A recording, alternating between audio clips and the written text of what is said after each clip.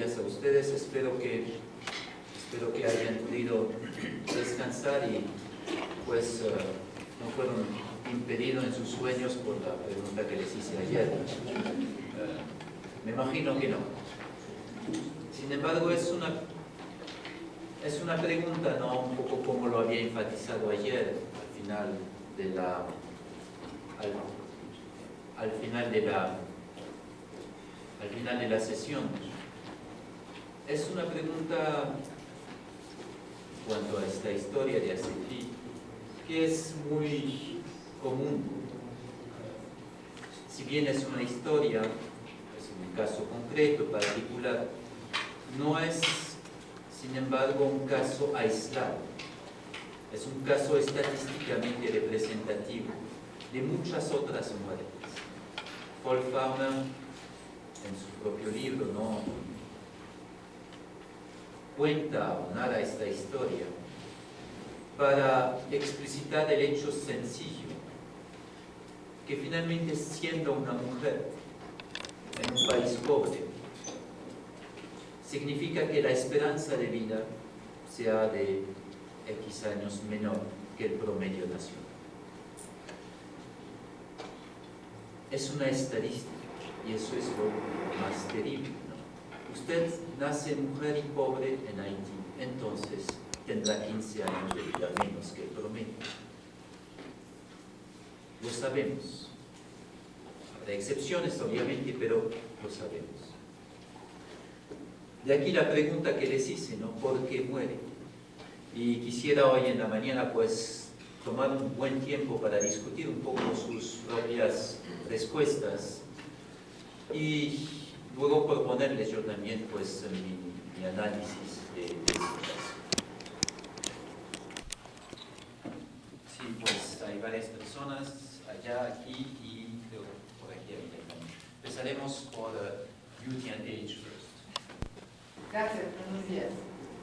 Bueno, yo estuve analizando el caso y pienso lo siguiente.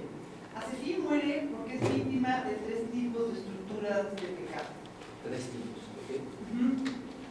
El primero es el poder gubernamental, al hacerla presa sin importar aislar y sin dejar el agua al pueblo. O sea, no les importó lo que pudiese pasar con ese pueblo. En segundo lugar, el poder político. El capitán, registrado como el capitán, por su condición de superior en esa zona, se siente con el derecho de tomarla para sí.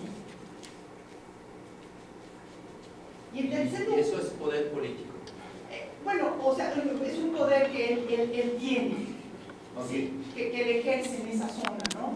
Yo lo puse como un poder político, como un superior a ella, o a la familia. Poder, sí, autoridad. Autoridad, exacto. Efectivamente, ¿no? Yo creo que el ejemplo que da es el clásico de una estructura de pecado. Es decir, si esta mujer muere de hecho porque las circunstancias sociales, en lenguaje un poco más preciso que vamos a desarrollar, el campo estructurado, el campo social, ¿sí?, estructurado socialmente,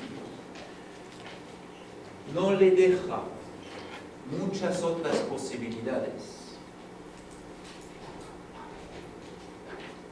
que una muerte temprana, una muerte que sea apurada.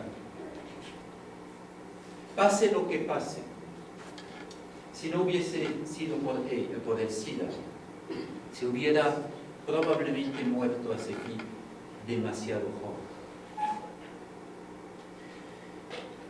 Es decir, que no era tanto, efectivamente, su desempeño y su libertad que le iba a permitir escapar de este tipo de determinismo social. Este tipo como determinismo social. No estoy diciendo aquí que es un tipo de determinismo físico natural, no es una ley de la naturaleza. ¿Por qué?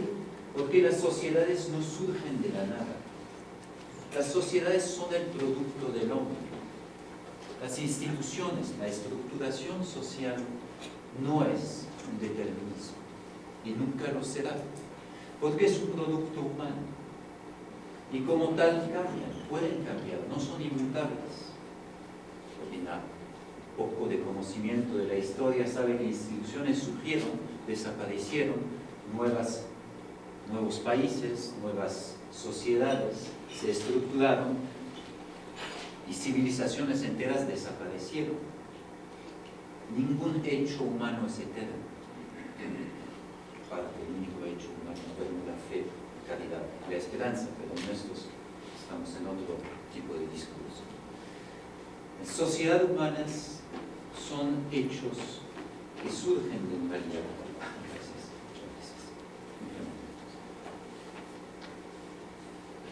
Que surgen de la libertad. Ahora, vemos, intuimos de manera inmediata que si Hasefi muere, no es únicamente porque ha contraído SIDA. Esto parece obvio y bastante evidente a la mayor parte de la gente. Sin embargo, al momento de tratar de poner las causas, de saber por qué muere esta mujer más temprana que lo que tendría que morir, pues vemos una complejidad enorme, ¿no? Y las causas que aquí cual aducieron en sus distintos análisis, creo que todas son correctas, ¿no? Varios de los puntos de vista, seguramente la decisión de poner una presa en este lugar y la forma en la cual fue llevado a cabo el desplazamiento del pueblo son una de las causas. Pero ¿cómo se unen las causas? ¿Cómo finalmente desencadenan para este individuo particular que es Hasefi, para su familia, este acontecimiento que es su muerte? Esto es probablemente lo que nos escapa en la mayor parte de las análisis. Saber ligar esta muerte con no solo un conjunto de causas, pero un mecanismo por el cual en esta situación social dada, esta mujer muere. Esto es lo que voy a tratar de proponerlos aquí, retomando mucho de sus distintos puntos a cual han aducido aquí. Permítanme.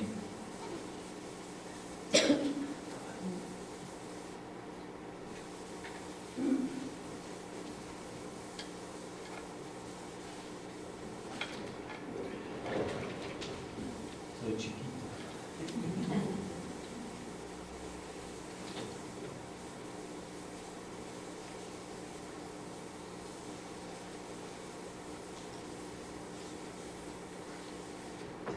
En mi análisis me voy a apoyar sobre dos raíces.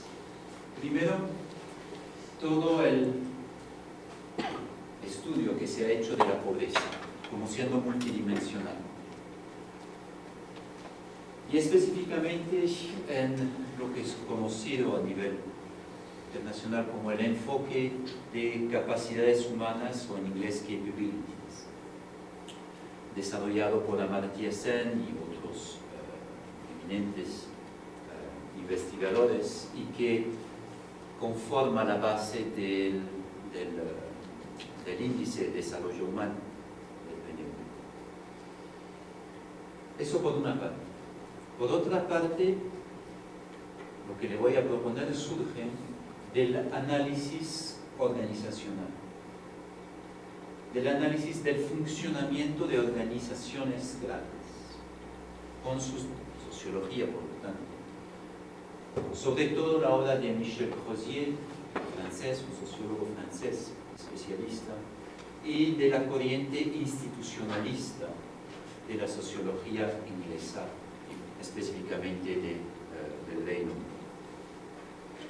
También, obviamente, una de mis fuentes son los trabajos de Luhmann, un sociólogo alemán, que se ha especializado particularmente en el la comprensión de los sistemas sociales, la sistémica social. Pero no voy a aducir a muchos autores en lo que sigue, más bien proponerles el resultado finalmente de esta comprensión, porque dentro de esta situación particular muere esta cosa. Para no quedarme en un plano demasiado abstracto y concretizar esto. ¿Por qué muere Asefi? Asefi muere sencillamente porque se extinguen sus posibilidades de actuar. Es esto. Llega un cierto momento donde su acción, lo que puede hacer ella, es nulo. Cuando regresa de la ciudad embarazada, de hecho ya enferma, no lo sabe, para con su familia, para dar a luz, ha agotado las posibilidades que tenía para llevar su vida hacia adelante. Se ha extinguido, en otras palabras, su capacidad de acción.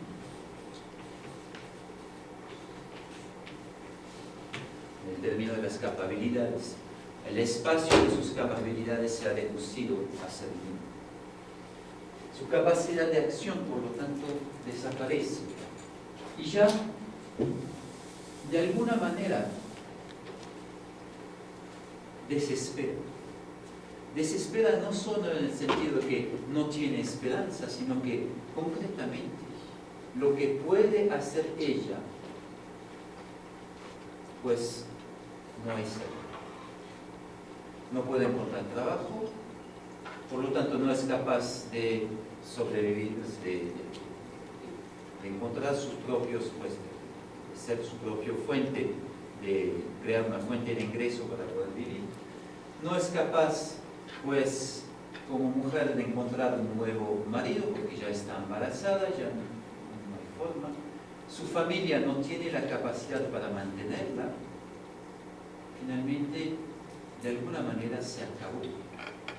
Y el hecho que esté enfermo solo crea la última salida posible. Cuando ustedes ven sus posibilidades de actuar reducido a la nada, pues la muerte.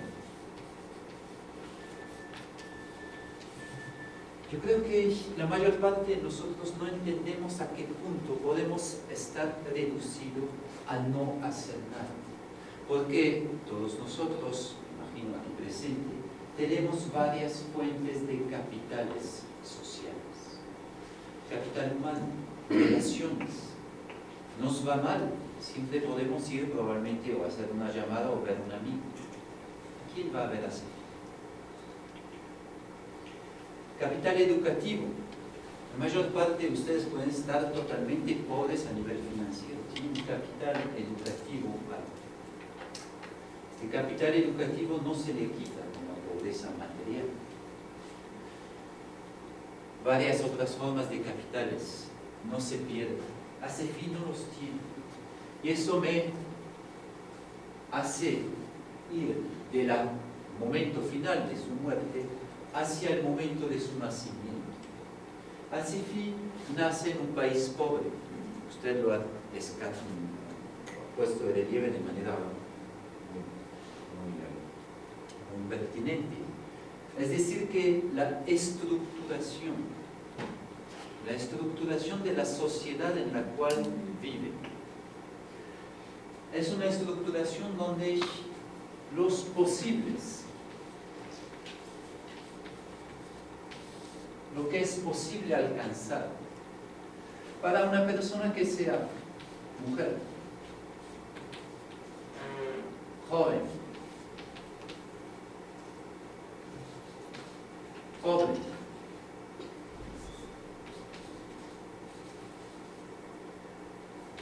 sin educación,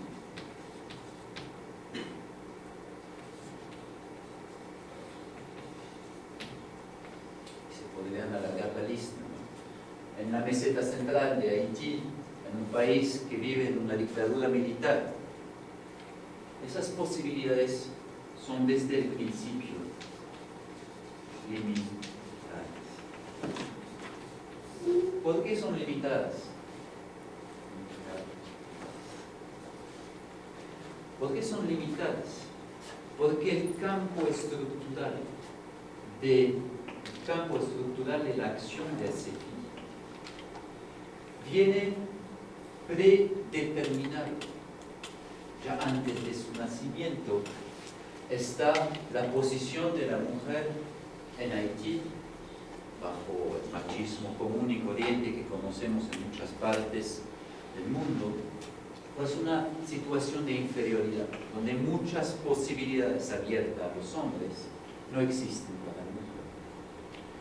Está condicionado su condición de mujer también sencillamente por la naturaleza. Cuando el hombre tiene un hijo, pues lo puede abandonar, la mujer pues queda embarazada. No hay forma de escaparse de eso. Y el hecho que asfixia a la mujer y que se embarace es lo que va a crear una exclusión. De las pocas posibilidades, ¿no?, que tiene al principio de su existencia: casarse, encontrar un pequeño trabajo que le permita sobrevivir con su familia, ayudar a la sobrevivencia de su familia, ser capaz quizás de formarse o encontrar una pequeña formación que le permita ser cocinera, entrar en una casa, encontrar un empleo quizás un poco mejor. Varias de estas posibilidades se extinguen. Y se extinguen porque desde el principio eran pocas. Posibilidad de casarse, de formar un núcleo familiar, que es la primera forma que tienen los pobres para crear seguridad. Ser solo es la máxima inseguridad. El núcleo familiar es el primer núcleo que crea una solidaridad entre los miembros y por lo tanto crea seguridad.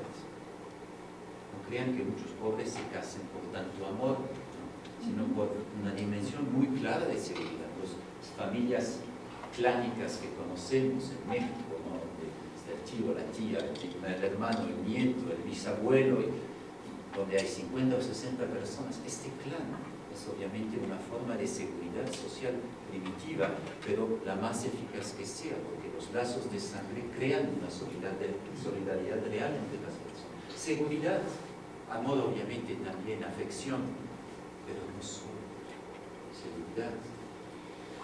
Esta seguridad pues viene comprometida al momento efectivamente en el cual su propia familia, en un tipo de estrategia perversa, permite que tenga esta relación con el capitán, pensando que eso va a agregar seguridad, que integrando un miembro como el capitán dentro de la familia, incluso en una relación que no es legal, ¿no?, al menos que no es un matrimonio legal ni especial, mucho menos, permite integrar más seguridad, porque es un hombre potente, influente, rico según los estándares del pueblo.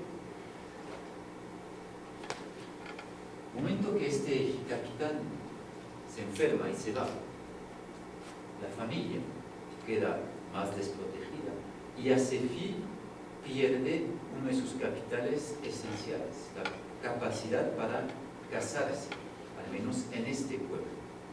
De aquí su decisión, que es perfectamente racional, perfectamente racional. Lo primero que va a buscar es recrear su capital, uno de trabajo y obviamente de poder casarse. Pero para hacer esto no necesita ser la mujer de segunda mano que ha desechado el capitán, sino poder encontrar una nueva virtud en un lugar donde no la conocen. Por eso se va a Port-au-Prince. En Port-au-Prince, misma estrategia, busca casarse. Y encuentra a este joven que viene de la misma región. Y aquí, de nuevo, busca la seguridad de la familia. Está a punto de casarse, el joven se quita y queda embarazada y sola. Ha gastado su capital.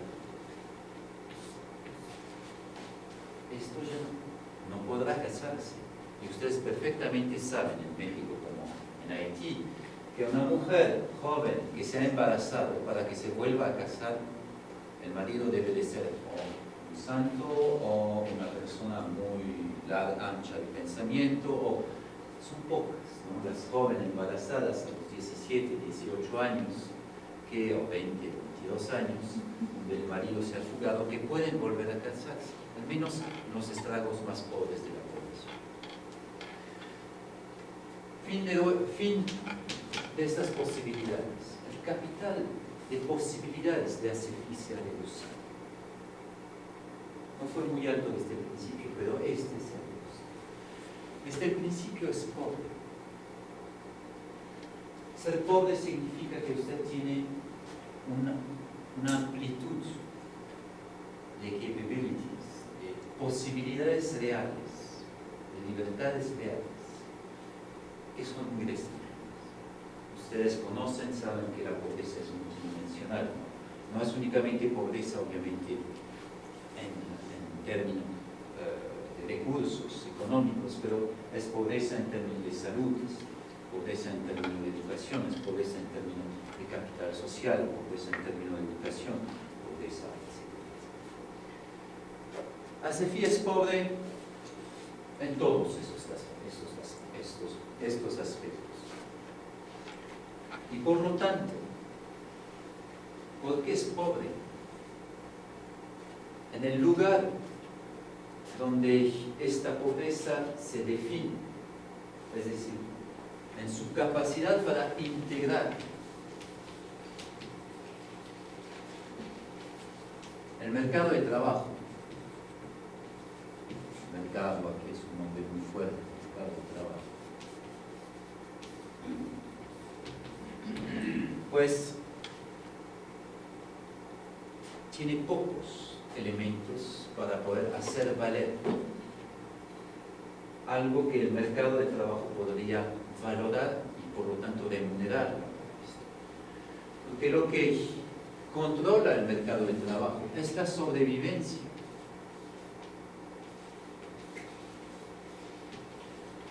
Como el Papa Francisco, pero antes de él muchos economistas han visualizado de manera muy clara, la exclusión del mercado de trabajo es la exclusión de la sobrevivencia. Mercado de trabajo formal e informal, no hago distinción. Desde el principio, siendo lo que es pobre, con los distintos elementos de su pobreza, tiene pocos elementos de posibilidades reales para integrar el mercado de trabajo. En el pueblo, pues podría hacer lo que hizo su madre, vender pocas verduras. Pero después de su fracaso con el capital, socialmente ya no puede vivir en este mundo, o no tiene más suerte en este mundo. De aquí su decisión para salir. Un poco más, habrá más posibilidades de trabajo. Es perfectamente racional su movimiento.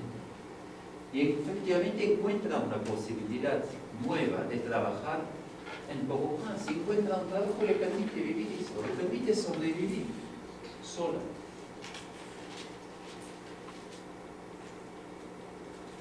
Al momento en el cual se embaraza, queda excluida del mercado de trabajo. Queda excluida de la esfera que permite la sobrevivencia económica de una persona.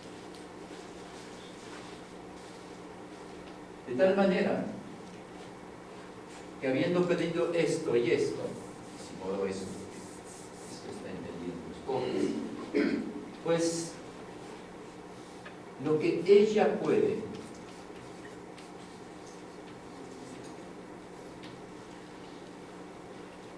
se limita a poder regresar a su familia.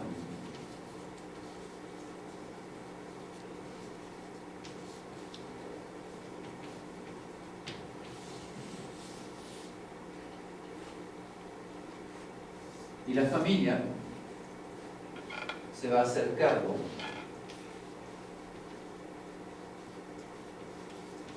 en lo que puede, es decir, que es empezar para la familia, porque pues, nomás está aquí, está enferma. Y finalmente la familia no puede ayudar. Y efectivamente se va a morir.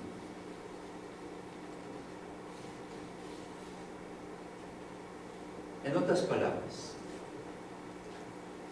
el campo estructurado en la acción de ACEFI siempre fue un campo estructurado perverso.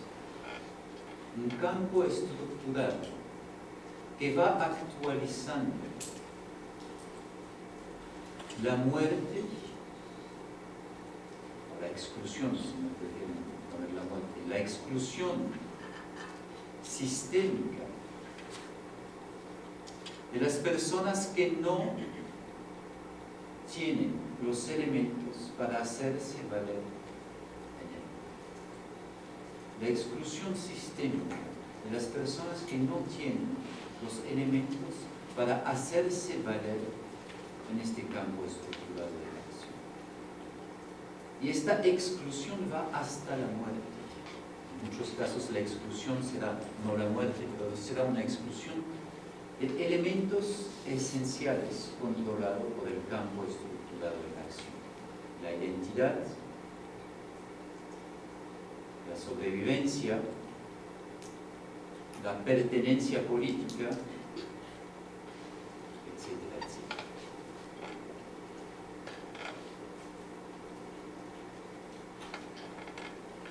En términos gráficos,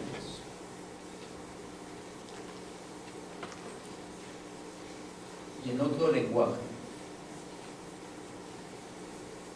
podemos decir que la libertad real de la cual goza ACEFI, que es a su principio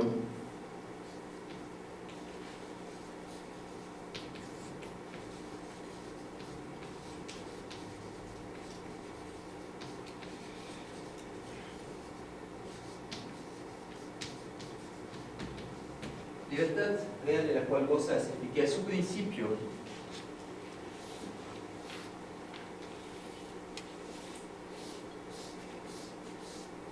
es máxima. Como todo ser humano nace libre por el contexto social en el cual vive.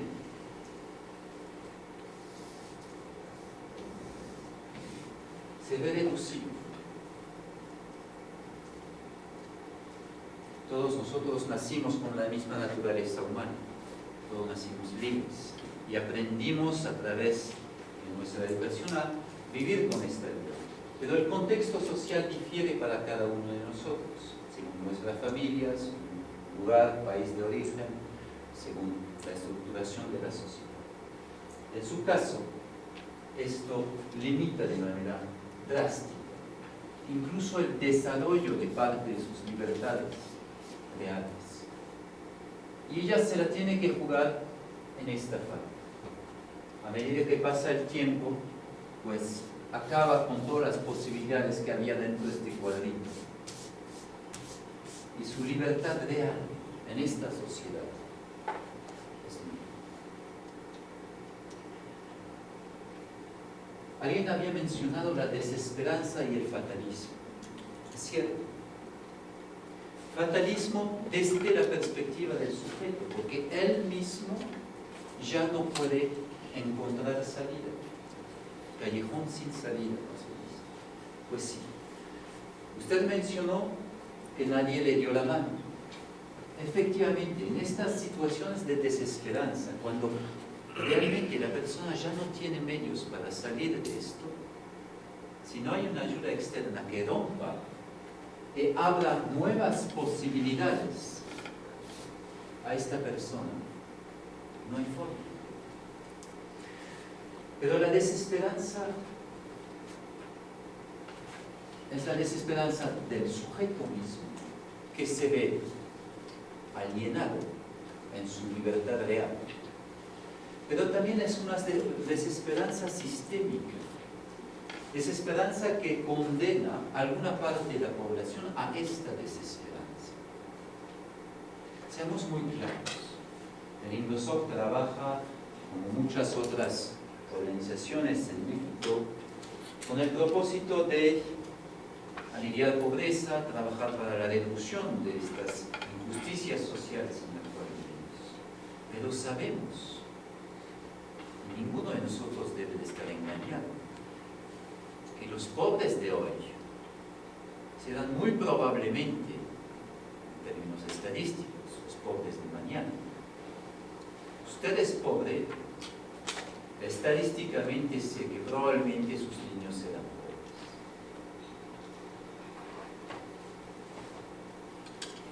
No es un caso, no es casual, es el efecto de un sistema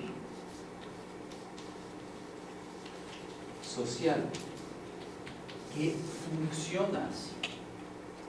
Funciona decidiendo que alguna parte de su población es prescindible.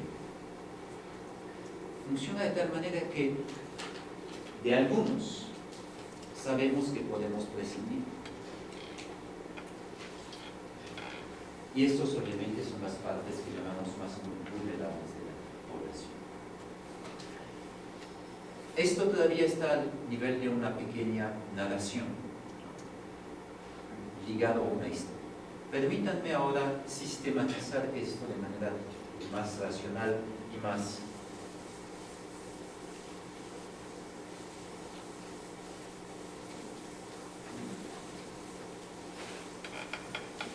analítica.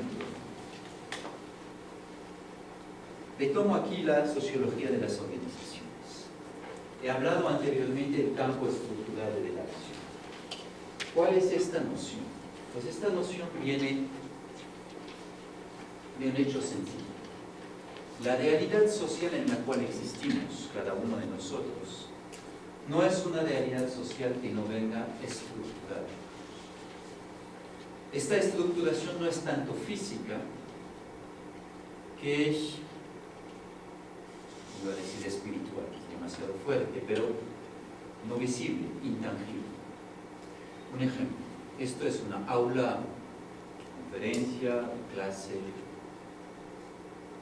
Todos ustedes, al momento en el cual pasaron la puerta, yo al momento en el cual pasé esta puerta, adoptaron un cierto comportamiento. Los veo tranquilamente aquí sentados sobre sus sillas, me escuchan con mucho respeto, les agrado mucho, no hablan, no comen, no discuten, están escuchando.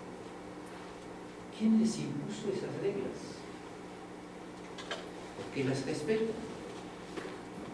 Sencillamente porque eso es una aula de conferencia y así se tienen que comportar en este lugar.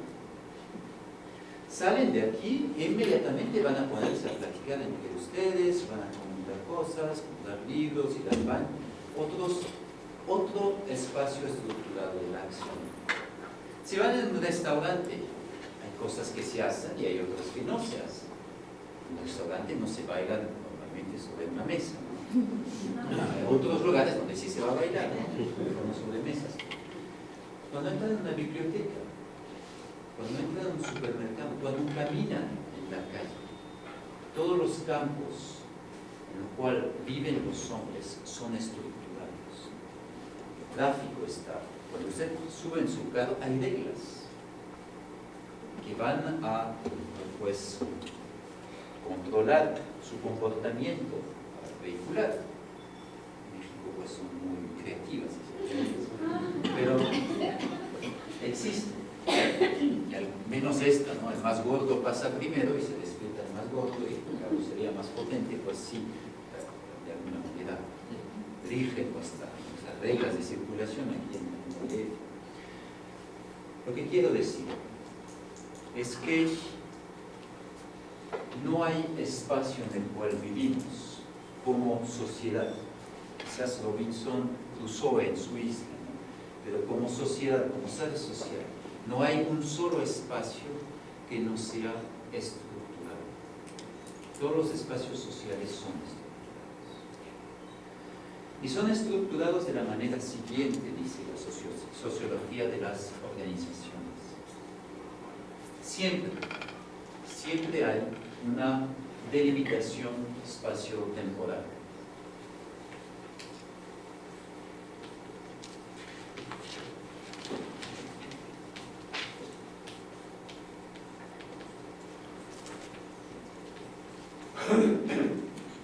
Para hacerlo más entendible, voy a tomar el ejemplo siguiente.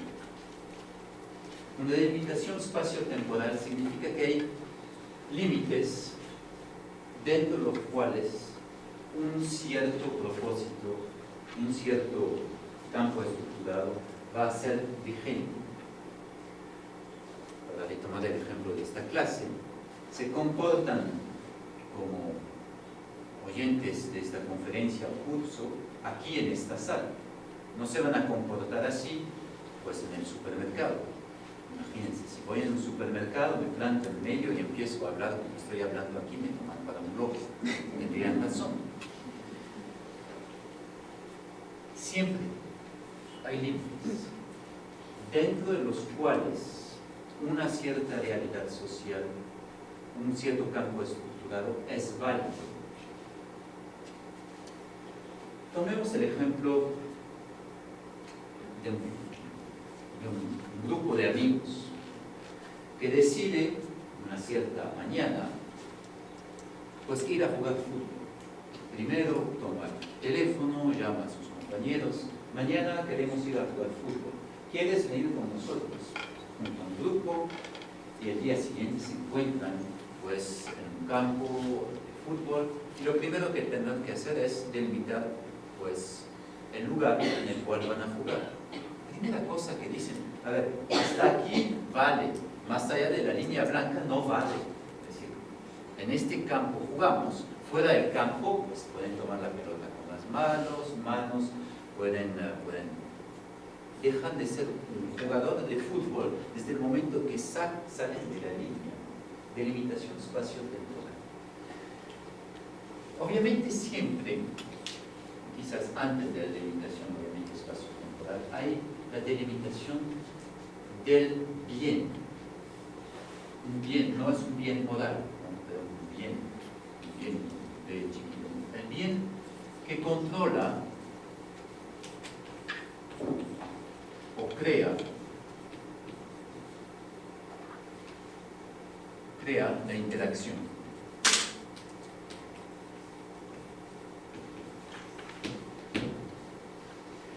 Es decir, en mi ejemplo, pues es de la clase, es el bien creado por la capacidad que tenemos juntos de crear un curso entre ustedes y yo. Si no fueran aquí y yo diera mi curso, pues sería loco. Si ustedes fueran aquí y yo no estuviese, pues también serían algo loco. El bien controlado o creado por la interacción en esta clase es obviamente tener una clase. El bien controlado por una biblioteca es dar acceso a una biblioteca, a un saber, a unos libros, a un grupo de personas. El bien que controla pues los amigos que se ponen de acuerdo para poder jugar fútbol es el hecho de jugar fútbol. Cada campo estructurado de la acción crea y controla un cierto bien. Hay campos estructurados de la acción que son muy amplios, citados para el momento muy chiquitos. El Estado crea un bien fundamental, que es la pertenencia política y la identidad política de los ciudadanos. Usted es ciudadano dentro de un Estado. Si es apátrida, gracias, deja de ser ciudadano de cualquier Estado. No tiene nacionalidad, no tiene el mismo pasaporte que le permite tener existencia legal para una entidad que llamamos Estado. Por lo tanto, no pertenece a ningún tipo de realidad política. Esos mega o gigantes campos estructurados de la acción, sea el político, sea el económico, pertenecer al bien que crea y controla la economía, el mercado de trabajo, es el bien de la sobrevivencia, capacidad a crear el ingreso necesario para poder sobrevivir.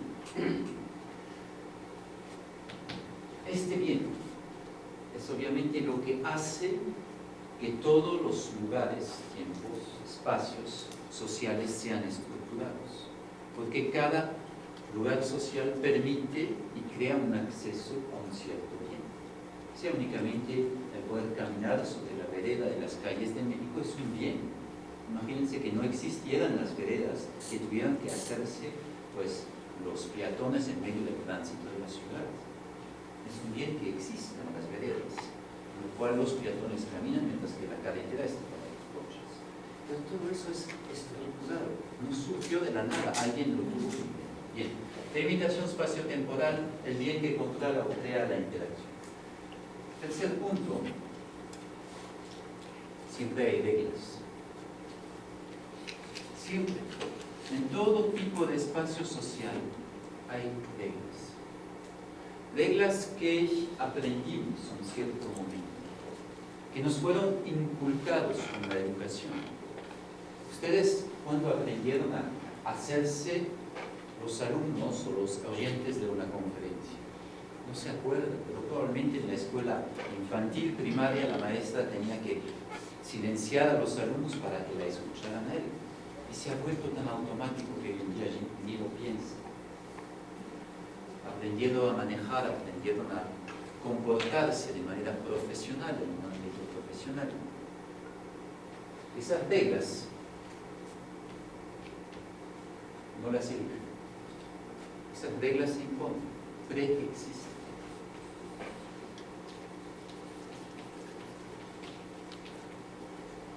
Y lo que pasa es que las han interiorizado esas reglas, específicamente como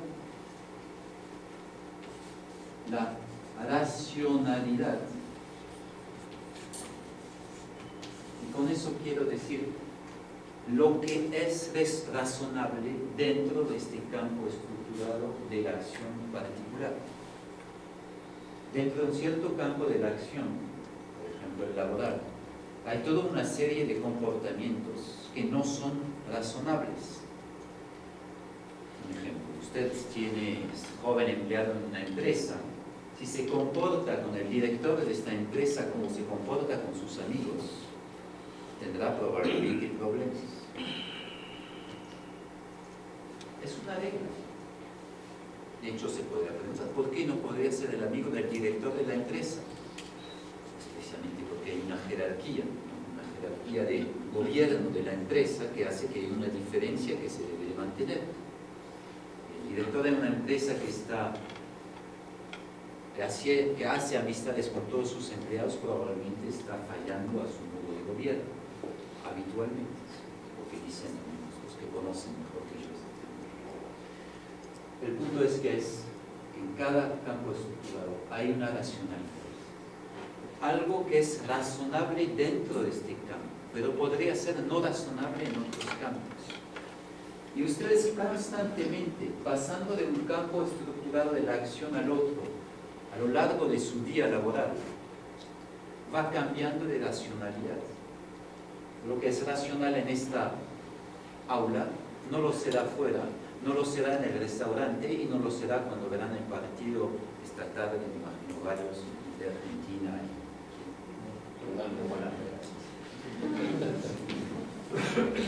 Racionalidad, muy importante esta racionalidad, porque si no entienden la diversidad de las racionalidades que componen los campos estructurados de la acción de sus conciudadanos, no entienden por qué se comportan de tal o otra manera.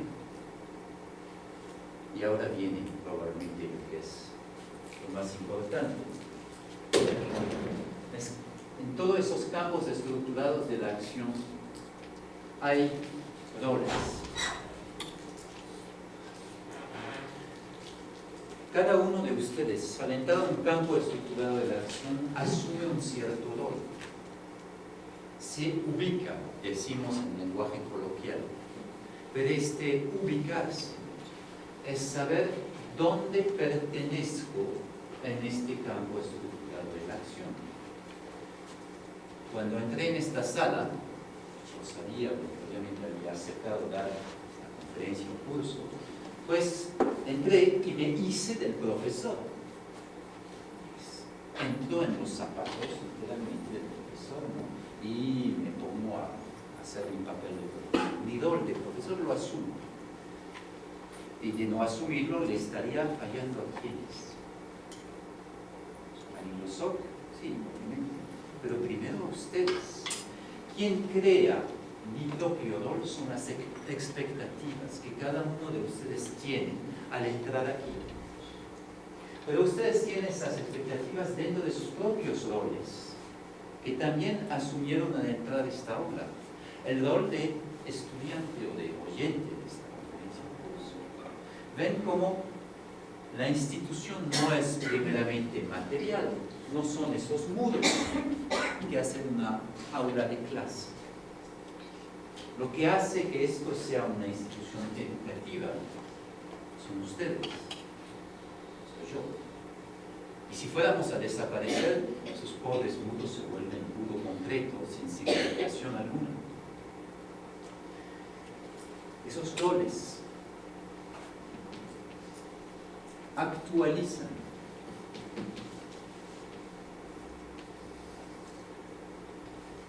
el bien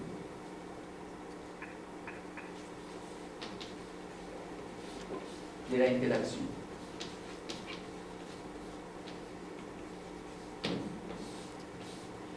No solo lo actualizan, sino que lo organizan.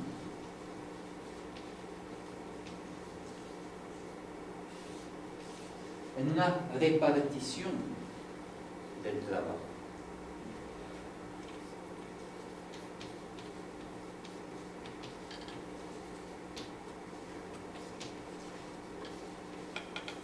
Para que exista este bien es necesario, el bien de poder dar una clase, necesario que exista un profesor y que existan al menos un público. Sin esto, pues no hay clase. Repartición del trabajo en distintos roles, con responsabilidades.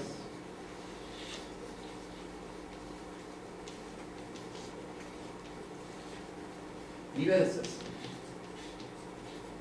Ya no tomamos una aula de clases en una empresa. Ustedes tienen roles muy definidos en las empresas. Aquí en el Inglosoc, en el mensajero, tienen las secretarias, tienen el director, tienen los profesores, etcétera, la junta directiva. Tienen distintos roles para que el Inglosoc pueda existir. Por lo tanto, tienen también responsabilidades diversas. Esos roles, sin embargo, tienen una peculiaridad. Aumentan lo que podemos por nosotros mismos. Hay cosas que pueden solo, y hay cosas que pueden con otros, y exclusivamente con otros.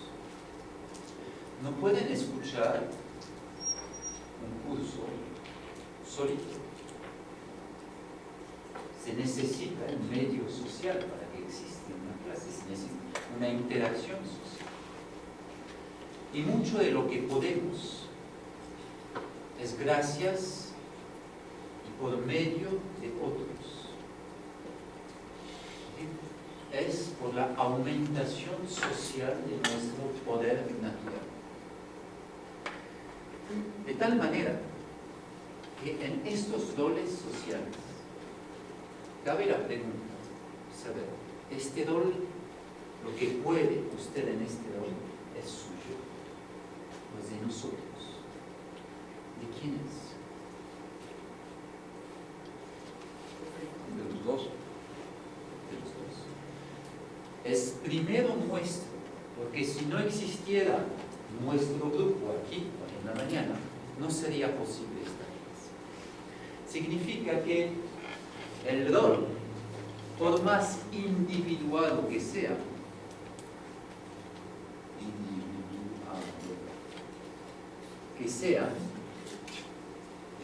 profesor, aquí juego el papel del profesor, asumo mi rol de profesor y ustedes asumen su rol de oyentes. Por más individual que sea, solo es posible en referencia al nosotros, del grupo que está ahí. Porque sin esta referencia al grupo no existiera siquiera el rol. De tal manera, aquel rol es primeramente de un nosotros. Y solo porque es nuestro, será mío. Y perdonen la insistencia en esto, porque esto es capital entenderlo. Si es primero de nosotros, significa que nunca es totalmente y completamente mío, sino que puedo jugar el papel del profesor porque ustedes me lo dan. Y ustedes pueden jugar el papel de oyente porque yo se los doy. Es un dar recíproco y constante. Si eso es cierto para esta aula, es cierto para todos los campos estructurados de la acción. No hay rol social que usted ejerce que no sea dado una reciprocidad. Retomamos el caso de Asefin, más dramático que el caso de esta aula.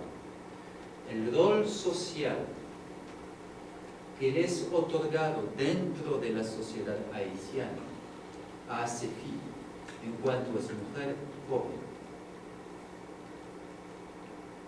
es un rol social muy disminuido.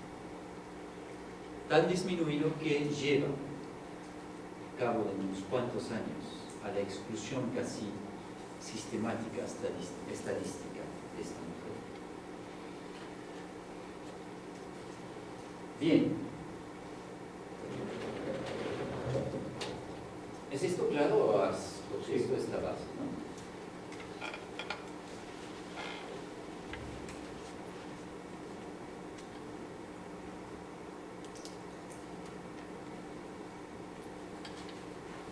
Lo que acabo de mencionar es todavía de alguna manera sencillo.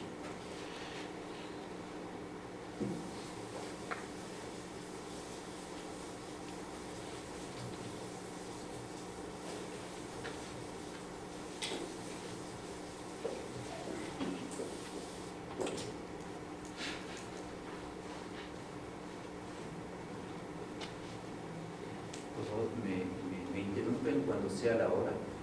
Sí, faltan 15 minutos. Faltan 15 minutos, gracias. No saquen idea. Son suizos sin verdad. Eso perdido. Sí. Entonces sí me da tiempo de abordar este. ¿Cómo nacen? ¿Cómo surgen esta estructuración del campo social de la acción?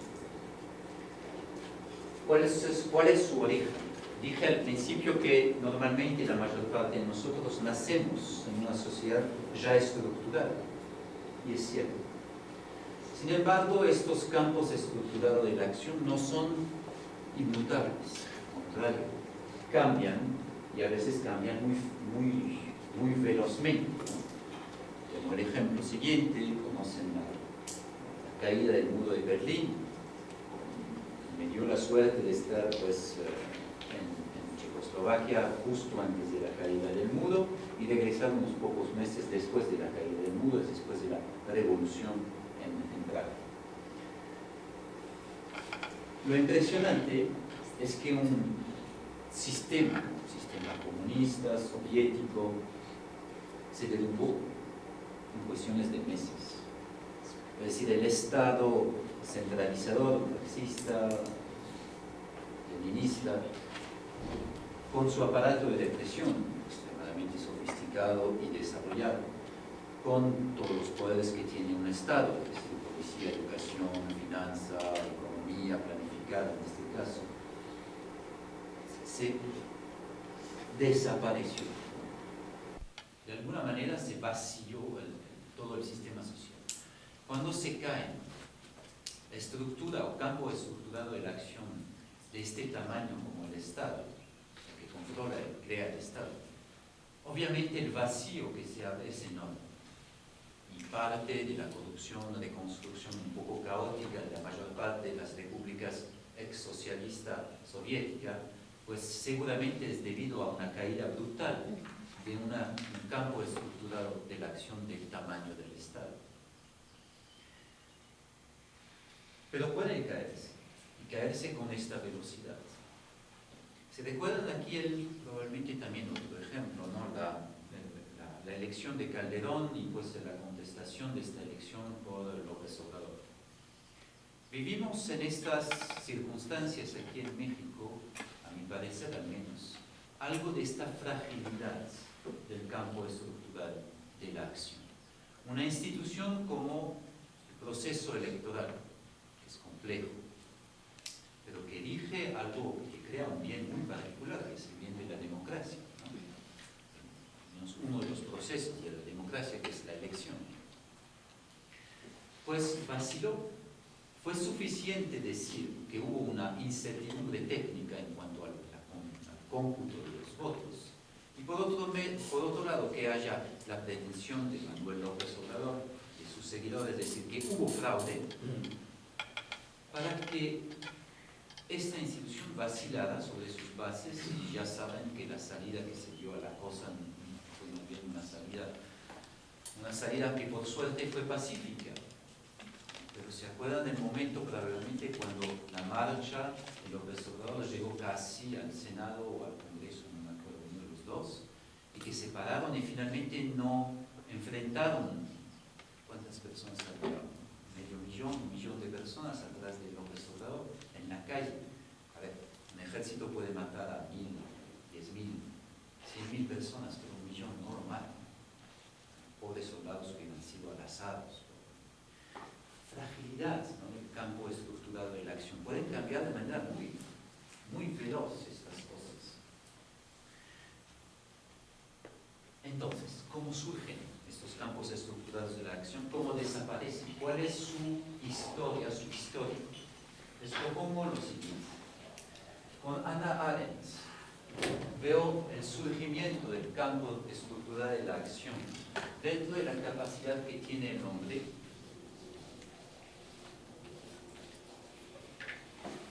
a coordinar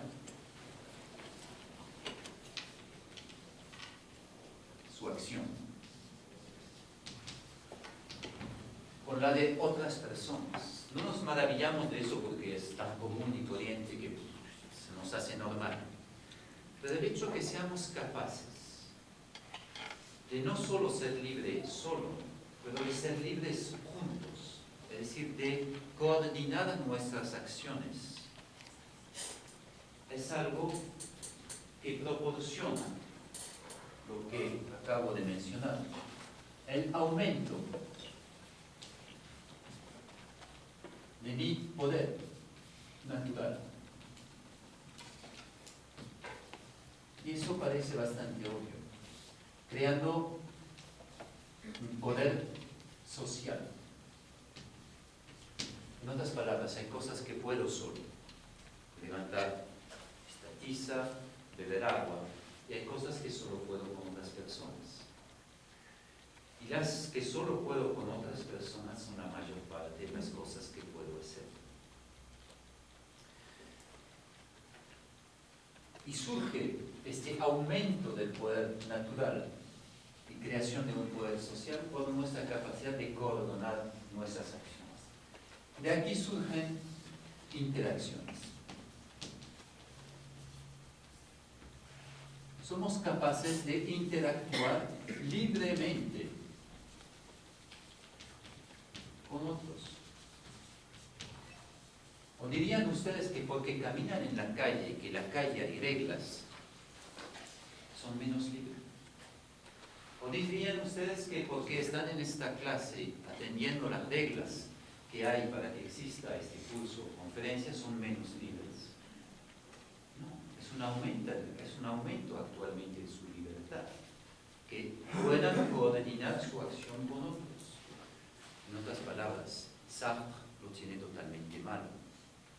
Los otros no son el principio del límite de mi libertad, son el principio del aumento de mi libertad, en la mayor parte de los casos. Habrá casos particulares en los cuales el infierno es el otro, pero son una minoría de los casos. En la inmensa mayoría de los casos, mi libertad se aumenta de la libertad del otro.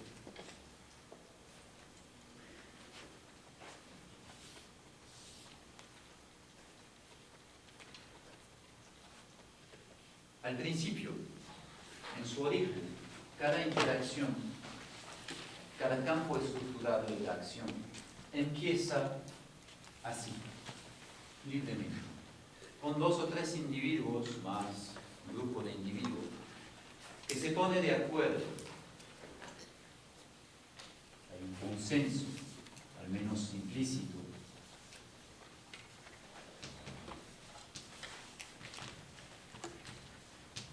sobre el bien que buscamos juntos.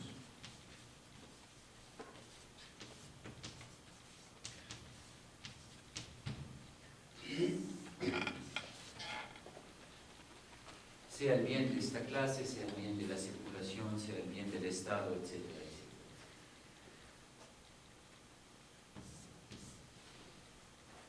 El problema es que esto es válido siempre y cuando sea un pequeño número de personas y al principio, porque pasan los años. Y con los años, el problema es que uno se va, que otro se muere, que el tercero cambió de opinión y ya dejó la cosa.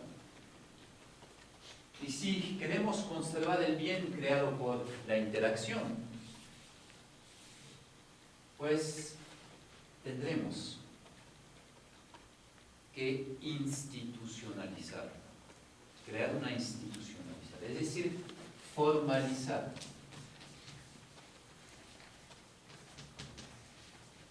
La interacción.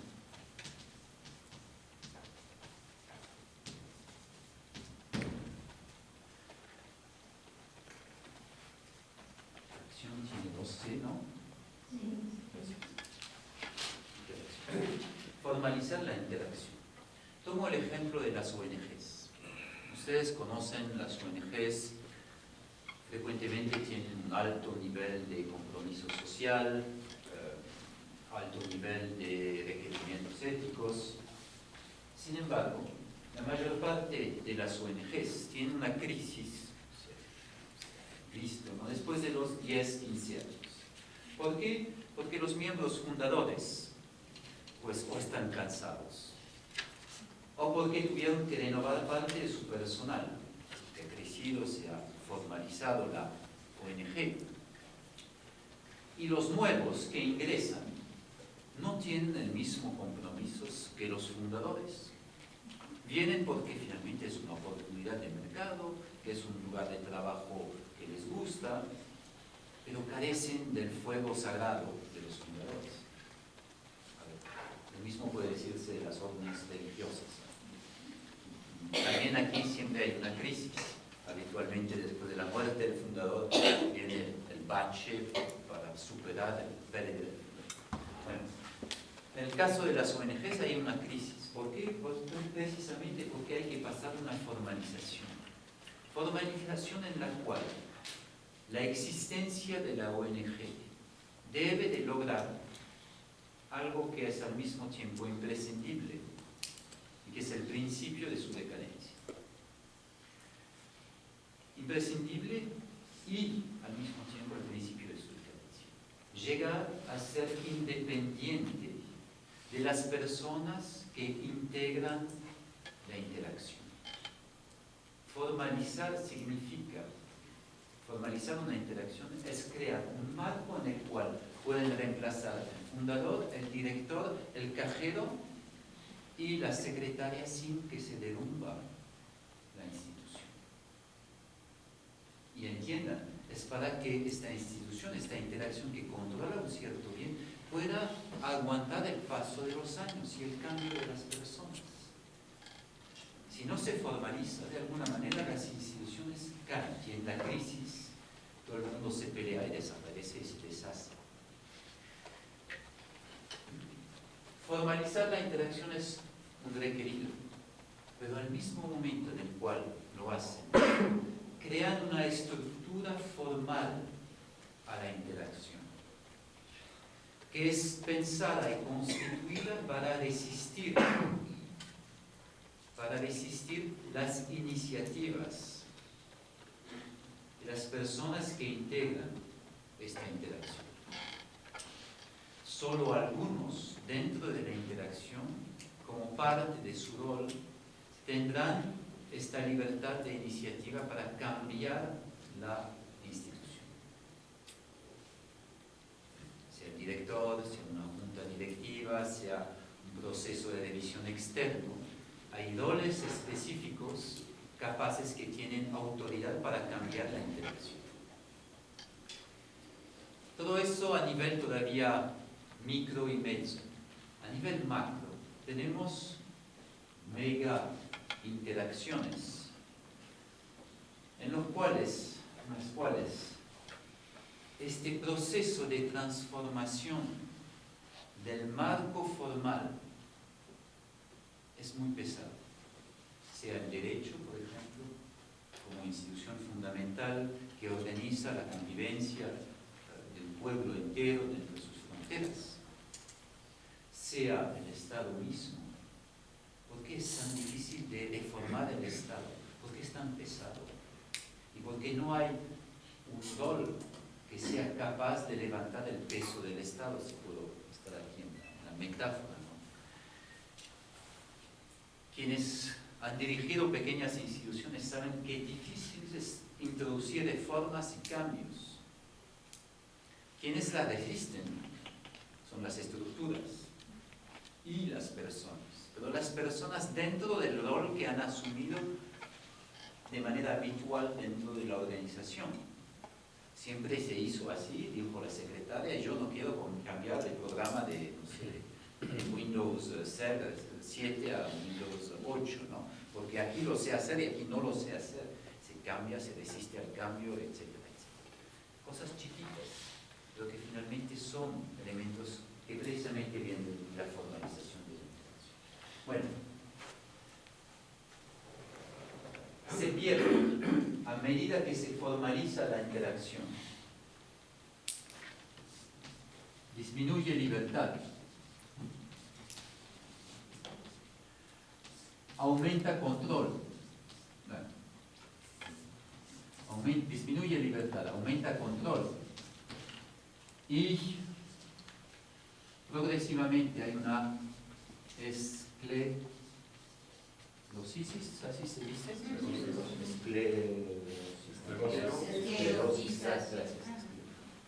Gracias. 4 minutos. Gracias. Una esclerosis de la interacción. El proceso es normal. De tal manera que si vemos la vida, la esperanza de vida de un campo estructurado de la acción, ¿cuál sea este campo? Habitualmente lo máximo que suelen tener son, sociológicamente, ¿no?, de 200 a 300 años. Instituciones duran 200, 300 años. Después de este lapso, o colapsan o son totalmente reinventadas. Muy pocas son las instituciones que tienen más tiempo de existencia. Si piensan al Estado, por ejemplo, como siendo algo que tiene una vida eterna delante de sí, están equivocados, ¿no? El Estado de manera constante se reinventa, y si no se reinventa de manera constante, entra en esclerosis, cae y renace habitualmente de sus propias cenizas, un poco como ustedes. De tal manera que desde el momento en el cual, al principio, hay un pequeño acuerdo, un consenso, tenemos un tipo de crecimiento de las instituciones, y luego una caída de las instituciones. Las instituciones, o campos estructurales que crean las instituciones organizadas, instituciones son mortales, como los hombres, no más que tienen una esperanza de vida que nos supera la nuestra como individuo. Por lo tanto, solemos pensar de ellas como siendo eternas.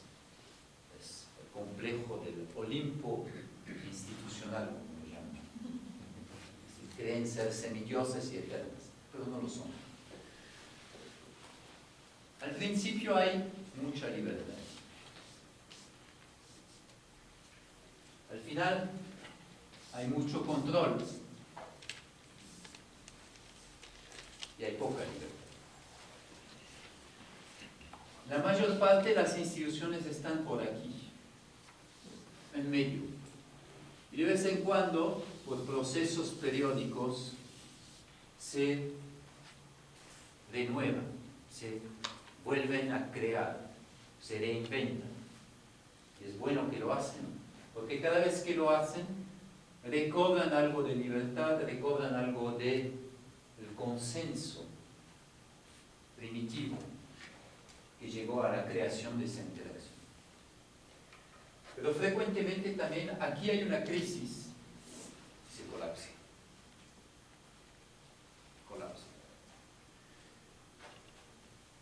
Por lo tanto, instituciones mueren o por colapsos repentinos, o por un tipo de esclerosis en lo cual se vuelven totalmente absurdas. Por ejemplo, un poco de Kafka, obviamente, la idea de una burocracia absurda en la cual uno pide algo y solo hay más formularios para pedir lo mismo, en el cual uno ya no entiende a qué sirve la institución. Ha perdido su significado. Aquí la institución todavía vive con una conciencia muy aguda del bien que controla y que crea. Aquí la conciencia del bien que controla y crea ha casi desaparecido. La finalidad principal real de estas instituciones es sobrevivir como institución. ¿A qué sirve este partido político? No tengo la menor idea, pero que exista es lo importante.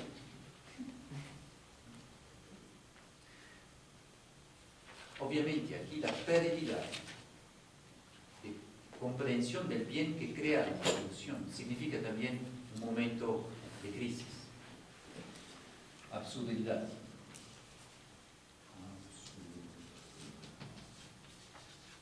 Este lapso de tiempo es el lapso de creación y transformación de las instituciones, de los campos estructurales, de campos estructurales de la acción que crean las instituciones. Ninguna, por lo tanto, es eterna. Ninguna surge únicamente por un fatalismo, sino que fueron queridos a un cierto momento, fueron creados. Y si existen hoy en día en la historia, no significa que sean para siempre, pero que pueden transformarse. ¿Cómo se transforman? Pues veremos después de la pausa.